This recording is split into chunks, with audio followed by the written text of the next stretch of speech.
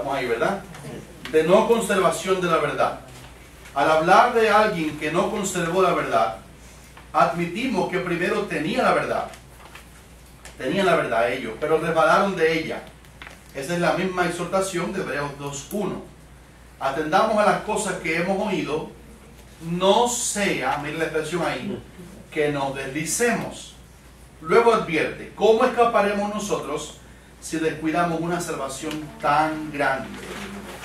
Versículo 3. Algunos de 3 grupos o 4 que no conservaron la verdad. Por ejemplo, un grupo de ángeles. Antes de la creación, por supuesto, del hombre, esto pasó antes de Adán. La palabra habla de los ángeles que no guardaron su dignidad.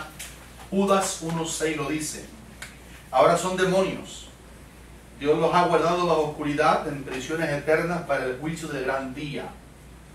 Hay varias clasificaciones de ángeles caídos. Unos son ángeles caídos que están encerrados en el infierno, están en el aire, y otros que están en el aire. Dice Efesios 6 que tenemos lucha contra huestes ahí en el aire, ¿ves? Entonces son esas 2 clasificaciones. También Judas Iscariote era discípulo de Cristo. Escuchen este caso, aunque se le conoció como el hijo de perdición, Pedro dice que él cayó por transgresión del ministerio y del apostolado. Ahí aparece en Hechos 1:25. Realmente hay caídas que son fatales, ¿verdad? La de Judas fue fatal. Entonces, mucha gente sabe que Judas siempre robó el dinero del Señor y dice que él sustraía del dinero, pero Pedro dice que Judas cayó del ministerio. Si cayó, era porque estaba en el ministerio. De hecho, ustedes recuerdan que el Señor mandó a los 12 a predicar de 2 en 2 y le dio poder echar fuera de demonios y el poder de la enfermedad y todo, pero después cayó. Y parece que 1 año antes o 2 años antes de su caída fatal, comenzó a pecar, robando, y se corrompió. Pero inicialmente dice que cayó, así que estaba en el ministerio y se fue de la verdad. Número 3.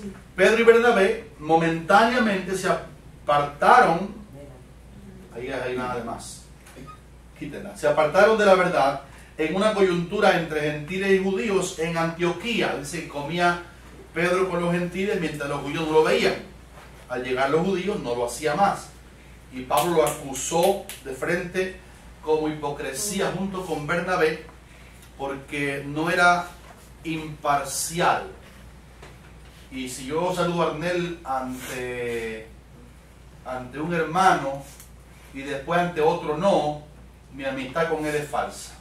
Ese es lo que estaba haciendo Pedro, y Pablo dijo, no andaban rectamente conforme a la verdad del Evangelio, ni Pedro ni Bernabé en ese momento. Después fueron otra vez restaurados. Demas era un ministro del grupo del apóstol Pablo, no perseveró en la verdad, amó este mundo y se fue desamparando al apóstol Pablo y a su ministerio. Ver 2 Timoteo 4:10. El movimiento liberal. El mundo en muchos de sus ámbitos está definido en 2 bandos, los conservadores y los liberales. Saben que eso incluso en la política es así, ¿verdad? En todo bando. El término teología quiere decir estudio de la persona de Dios. Teo significa Dios y logía significa estudio. Así que en el aspecto teológico de la teología hay también maestros liberales produciendo un tipo de cristianismo liberal con un evangelio sin cruz. ¿Es cierto eso? Eso es verdad. Esto fundamentalmente a causa de la apostasía profetizada para estos últimos días, como aparece ahí en la Biblia. Pero Dios nos tiene a nosotros llamados a ser conservadores de la verdad para poder preservar, esto me gusta repetirlo, ¿para qué? Para poder preservar los valores de la fe sin que sean totalmente diluidos. El movimiento liberal, conocido comúnmente como liberalismo, ha existido desde los mismos inicios de la fe evangélica, pero se ha incrementado conforme las profecías del tiempo del fin. Consiste en una óptica muy superficial de la fe, en donde, esas 3 cosas quiero que pueden subrayen, se eliminan, se exageran o se sacan de contexto las grandes verdades del Evangelio. ¿Qué 3 cosas hacen ellos con la verdad del Evangelio? O la eliminan, o la exageran, o la sacan de contexto. con el propósito de brindar un evangelio sin costo. Yo pregunto, ¿hay un costo en el evangelio? Sí. El Señor dijo, si uno quiere venir en pos de mí, niéguese a sí mismo, Toma su cruz tome la cruz, y no la adorno. sígame. Ese es fácil. La cruz significa ahí, muerde tú. Dile al yo que no. Ese es el evangelio real, hermanos. Amén. Menos mal que tenemos la ayuda del Espíritu Santo. Amén. Pero el evangelio es, ya no vivo yo, ahora vive Cristo en mí. Amén. Sin costo, con un camino un tanto menos angosto que aquel que nuestro Señor nos trazó. ¿Cómo es el camino que él dijo que era cómo es el camino nuestro? Mateo 7:14 dice. ¿Camino qué? Ellos hacen el camino un poquito más ancho. Según el liberalismo, en este camino ya ampliado, pueden caminar un poco más de personas que las que él dijo que podían caminar. Señor, ¿son pocos los que se salvan? Y él dijo, oigan, esfuércense a entrar por la puerta angosta, porque muchos procurarán entrar y no podrán. Pocos son los que se salvan, dijo el Señor. Ustedes se dan cuenta, en la población mundial, los salvados son los menos. El Señor lo dijo. ¿Por qué son los menos? Porque el camino es el de Él, por lo menos es angosto. ¿Y la puerta cómo es? ¿Qué hace el liberalismo? Amplía el camino y amplía la puerta. Quita la angostura, quita el costo. No, aquí todo se vale, aquí no hay problema. Mira, hay iglesias que la gente puede vivir en pecado lo más bien y están participando y haciendo de todo. Y están viviendo una vida de pecado, pero eso no importa. Ese es el liberalismo cruel, ¿verdad?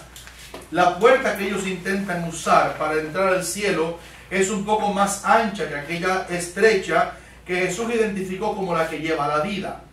El liberalismo es una negación de las grandes recomendaciones descritas de sus apóstoles respecto a nuestra participación en la batalla por la vida eterna. Jesús dijo una vez, esforzaos a entrar, esforzaos. Yo quiero que esas 4 cosas que voy a decir las subrayen, o las escriban por lo menos. Esforzaos, es una palabra fuerte allí, a entrar por la puerta angosta. Después dice la palabra, ocupaos, otra palabra que quiero que subrayen, ocupaos en vuestra salvación con temor y temblor. Primero debo esforzarme, después debo ¿qué? Ocuparme. Número 3, el Espíritu Santo nos recomienda, sed sobrios y subrayen ahí, velar. Hay que velar, porque vuestro adversario el diablo anda alrededor buscando a quien devorar. Primero de Pedro 5:8. La Escritura también dice o establece, conservaos, subrayan ahí, conservaos en el amor de Dios. Cuando miramos las 4 palabras que subrayamos, tenemos una gracia divina con un deber humano. Yo debo esforzarme, yo debo ocuparme, yo debo velar y yo debo conservarme en el amor de Dios. ¿Cuánto creen que eso es así? Está ahí en la Biblia, ¿verdad? Sí. El movimiento liberal enseña que no es necesario esforzarnos por alcanzar la vida eterna, que no debemos tener temor ni temblor por la salvación nuestra, que no es posible que el diablo devore a ninguno que cree en Cristo. El amor de Dios no es algo en lo cual yo debo perseverar, sino que es algo en lo que Dios mismo persevera.